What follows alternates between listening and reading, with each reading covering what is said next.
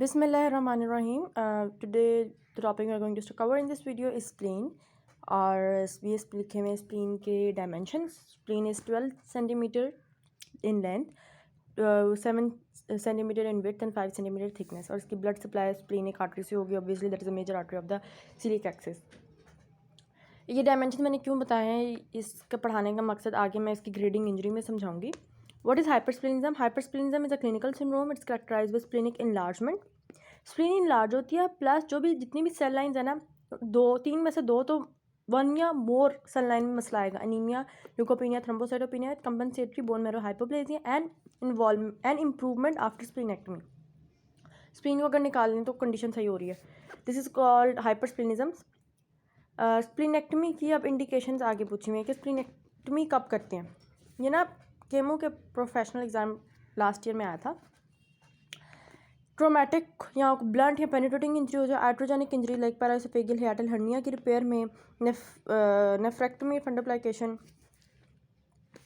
इन surgeries में iatrogenic में, या फिर रेड सेल डिसऑर्डर हो, heredity spherocytosis, sickle cell disease, thalassaemia, autoimmune haemolytic anaemia, platelet disorder, ITP, TTP, WBC का disorder, bone marrow distortion, lymphomas, myelomas, myelofibrosis, Hodgkin's disease, miscellaneous जैसे hydatid cyst, abscess, portal hypertension, splenic artery aneurysm. इन सब के लिए हम लोग क्या करते हैं, स्प्लीनेक्टमी कर देते हैं.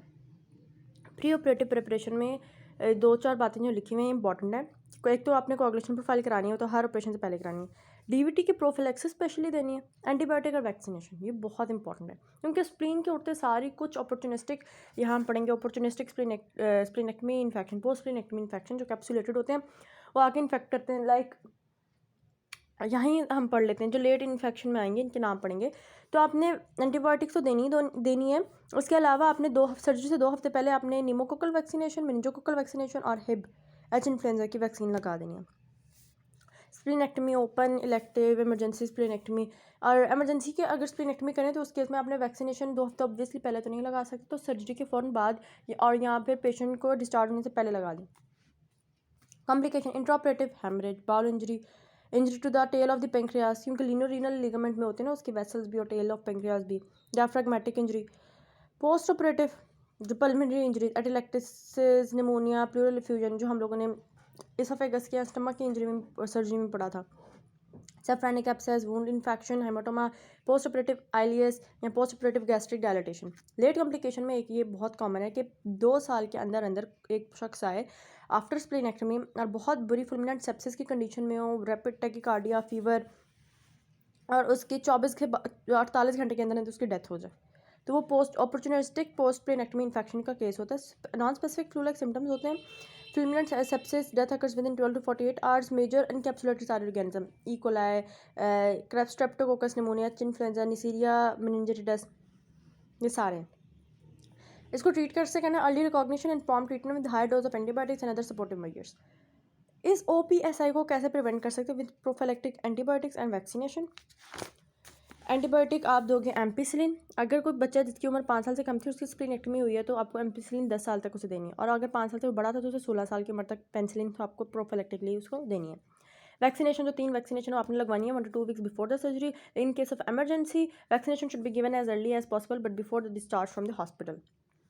कोई भी ऐसा शख्स जिसकी स्प्लीनेक्टमी है वो ऐसे एरिया में रहता है वेयर मलेरिया इज एंडेमिक, तो patient must be given malarial prophylaxis too. Splenic abscess है. स्प्लीनिक एब्सेस कैसे बन जाती है, कोई भी इन्फेक्शन से infected splenic embolus, typhoid, paratyphoid, osteomyelitis, otitis media, endocarditis, pancreatic necrosis. The patient present with fever, splenomegaly और CT स्कैन करेंगे उसकी. It's the best diagnostic modality. How would you treat abscess? Incision and drainage, antibiotics and ultrasound guided aspiration. Splenectomy में भी indicated resistant cases. अब जब मैं आपको question पढ़ाने जा रही हूँ ना, ये आया है splenic injury grading surgery A में क्वेश्चन, सर्जरी 1 में आया. उसने पूछा है कि 25-year-old person male present in ER with burn trauma abdomen. He is in shock, blood pressure 70/40, pulse rate 124, abdomen is tense and tender, more on left upper abdomen. Solid organ कौन सा है most likely to injure? Left side पे तो obviously spleen होगी. Right side पे होता तो हम लिवर लिखते. ठीक. Write down the grading injury of this organ. What would be the management if you found more than grade 4 injury of this organ? अब हम इसकी ग्रेडिंग पढ़ते हैं और फिर देखेंगे इसको मैनेज कैसे करना है। ग्रेड 1 इसका और लिवर का तकरीबन एक जैसा ही है। जैसे लेसरेशन थी ना, लेसरेशन वाले में लिवर में था less than 1 centimetre 1 to 3 centimetre, grade 2 grade 3 3 to 10 centimetre deep. इसके भी फर्स्ट सेकंड थर्ड ऐसे ही है। हीमाटोमा में less than 10 centimetre haematoma, 10 to 50 centimetre, sorry centimetre नहीं, 10 to 50% of haematoma, greater than 50% haematoma. Fourth में लेसरेशन में है कि अगर लेसरेशन 10 से ज़्यादा हो जाए, इसलिए मैंने आपको डायमेंशन बनाई थी। स्प्लीन तो होती 12 सेंटीमीटर की है, 10 से ज़्यादा हो जाए दैट्स ग्रेड 4। और हीमाटोमा अगर वो भी 10 सेंटीमीटर से ज़्यादा, हीमाटोमा सेंट्रल और सब कैप्सुलर हीमाटोमा 10 सेंटीमीटर से ज़्यादा इतना प्रोलॉन्ग एरिया हो जाए तो वो भी ग्रेड 4। और grade 5 splenic tissue macerated, splenic tissue that is macerated, devascularised and completely shattered a worst. How would you manage grade 4 को? यहाँ बहुत बड़ी थ्योरीज लिखी हुई हैं मेरी बहन ने, बट जो मेन है ना वो ये है कि उसको पहले तो मॉनिटर आईवी लाइन और उसको स्टेबलाइज, रिससिटेट, एनाल्जेसिक्स, एंटीबायोटिक्स और ये स्टेबल पेशेंट में मतलब जो भी सारा करना है, बेड रेस्ट, नेजोगैस्ट्रिक एस्पिरेशन वगैरह वगैरह वगैरह। लेकिन ग्रेड 4 में हर सूरत में आपको स्प्लीनेक्टमी करनी है, ठीक। And this is all about this chapter. जज़ाकल्लाह खैर।